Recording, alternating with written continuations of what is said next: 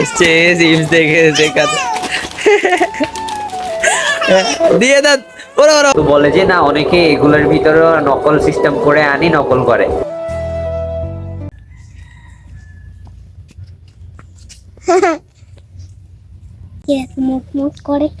সকালবেলা স্নান করতে এসেছি, তারপরও তারা আমার পিছনে পিছনে চলে এসছে।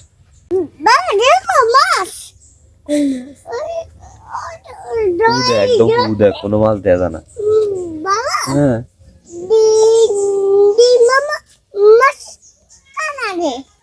দীপ মামা মাছের খানা দেয়। আচ্ছা, তার দীপ মামা মাছের খাওয়া দেয়।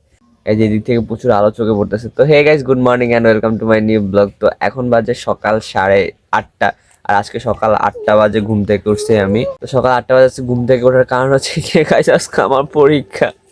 আজকে পরীক্ষাটা প্রচুর টাফ। আমার একদম পড়াশোনার একদম পড়াশোনা করি নাই এই 3-4 দিন। সারাদিন মনে হয় ব্যস্ত আর ব্যস্ত ছিলাম, পড়াশোনা একদমই করি নাই। এখন কি পরীক্ষা দেবো টেনশনে আছে। আর এমনিতে কালকে ছিল হচ্ছে গিয়ে কালকে রাধা অষ্টমী ছিল, ওটার জন্য উপাস ছিলাম, যে শুধু ফল এগুলো খেয়েছিলাম। আজকে সকালবেলা পালন করব ভাত খেয়ে, তো ওই কারণে সকালে স্নান করতে হবে। এই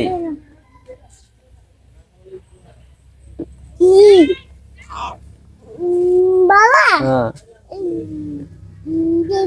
কি করে মাছের খাবার দেয়? দীপ মামা কি করে দেব মামা মাছের খাবার দেয়? এটা বড় বড় বড় বড় দো পা দাও। না, তুমি দোয়া লাগবে না। না, দোয়া লাগবে না। বড় ভাই যা করবে ছোট ভাই তা কপি করার চেষ্টা করে। না, তুমি নিচে নামতে পারবা না একা একা। এই এই এই এই এই এই এই এই এই না, ও ডাকে ডাকে ডাকে, মা ডাকে মা ডাকে মা ডাকে। হ্যাঁ, মা ডাকে মা ডাকে, যাও বাবা ডাকে। হ্যাঁ হ্যাঁ, বাসা হবে, যাও যাও যাও, বাবা ডাকে, যাও তোটো তোটো তোটো তোটো, যাও।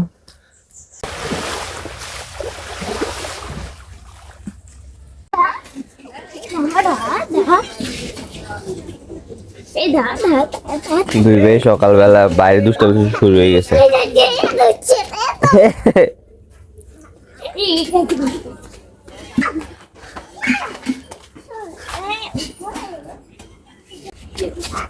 এটা কার ব্রাশ? এটা কার?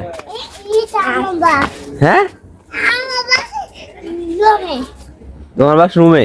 তাহলে এটা দরকার, এটা দাদার ব্রাশ। এটা হ্যাঁ, তোমার ব্রাশ রুমে, যাও। এর ব্রাশ রুমে। তো গাইস, স্নান করা কমপ্লিট, আর এখন হচ্ছে পালনের টাইম। কালকে পুরো দিন ভাত খাই নাই, আজকে ভাত খাবো।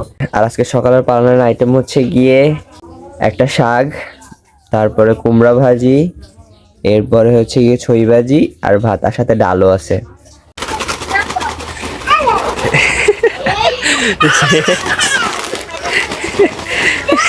এই স্কুল থেকে আসছে চিপস দেখে দেখাতে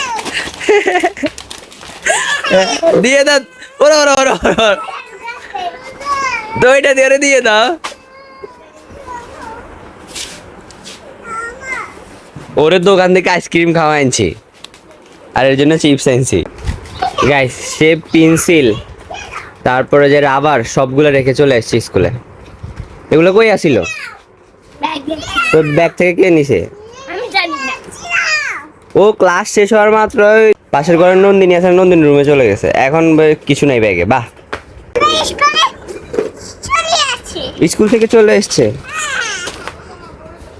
তুই কি কান্না করস কা? তো তোমার জন্য আসে না ভাই। আমি যখন দোকান থেকে আসতেছি, আমি মনে করছি ওরে তো আইসক্রিম খাওয়াই দিছি, ওর চিপস আর লাগবে না। চিপস নিতেছি একটা। ভাগ্য ভালো, বাবা আমাকে ডাক দিয়ে বলতেছে যে একটা নিস দে, একটা নিয়ে হইব। ইগে তো বাড়িতে গেলে ইগে বলবো যে আরেকটা লাগবে।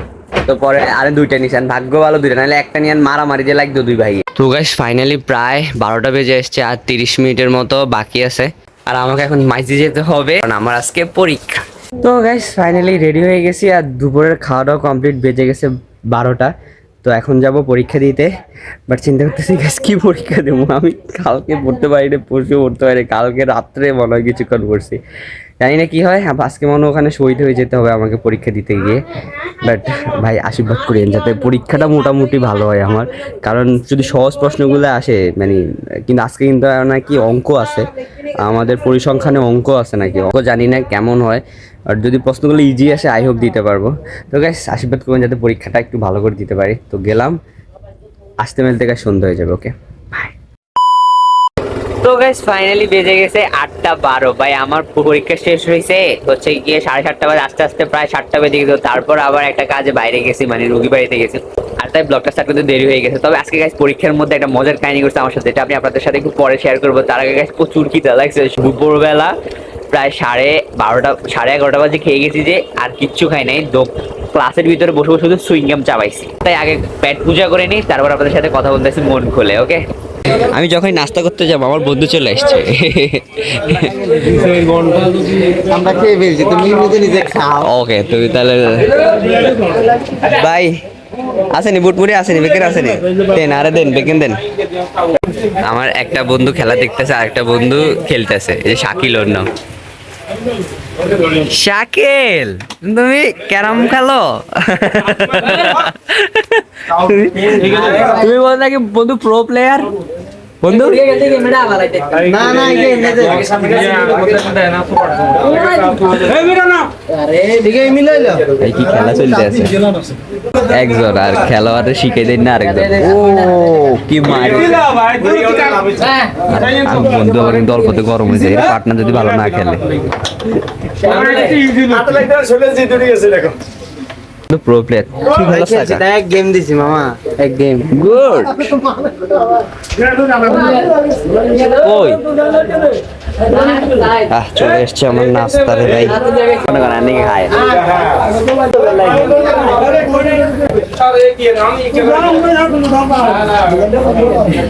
সন্ধ্যাবেলা পুরোপুরি কমন হয়ে গেছে আমার জন্য। এই যে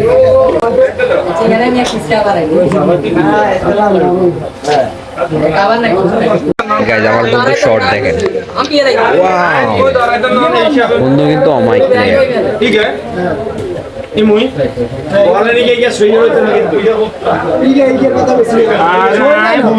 কনফিউশন জায়গা মতো বসে গেছে। বন্ধু গুড প্লে, বন্ধু অস্থির খেলা দেখতেছ তুমি।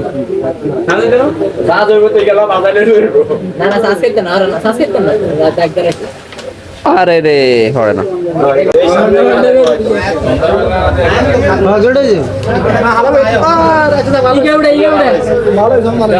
তো গাইস সন্ধ্যাটা কমেন্ট করে ফেললাম। তো এবার আপনাদের শেয়ার করি যে আজকে মজার কাহিনী কি করছে আমার সাথে পরীক্ষার হলে। তো আমি প্রায় 1 ঘন্টার মতো পরীক্ষা দেওয়া কমপ্লিট হয়ে গেছে। তো পরে একটা স্যার আসছে, স্যার এখানে সব সার্চ করতেছে যে কেউ নকল করতেছে কিনা এক্সেট্রা এক্সেট্রা। তো হঠাৎ করে উনি আমাকে এই যে আমার রুদ্রাক্ষ যেটা, এটা দেখে বলতেছে এটা কি কোনো ডিভাইস? আমি বলতে স্যার এটা কোনো ডিভাইস না, এটা একটা রুদ্রাক্ষ। তো বলে যে না, অনেকে এগুলোর ভিতরে নকল সিস্টেম করে আনি নকল করে। আমি কি স্যার আপনি মানে হলিউড ফিল্ম বেশি দেখেন না? স্যার হাসতে আছে, মানে এগুলো শুধুমাত্র হলিউড ফিল্মে সম্ভব যে এগুলোর মধ্যে অনেকগুলো ডিভাইস থাকে এক্সেট্রা এক্সেট্রা। তো এই ব্যাপারে আমাকে প্রশ্ন করাতে আমি পুরো শক হয়ে গেছি। তো এই ছিল আমার আজকে কিছু সুন্দর সুন্দর মুহূর্ত যেগুলো আপনার সাথে শেয়ার করলাম। যদি ভালো লাগে একটা লাইক করে দিন, চ্যানেলের জন্য সাবস্ক্রাইব করে দিন। Thank you for watching. দেখাবো নেক্সট ব্লগে। দেখাম বাবা কি করে। বাবা কি করে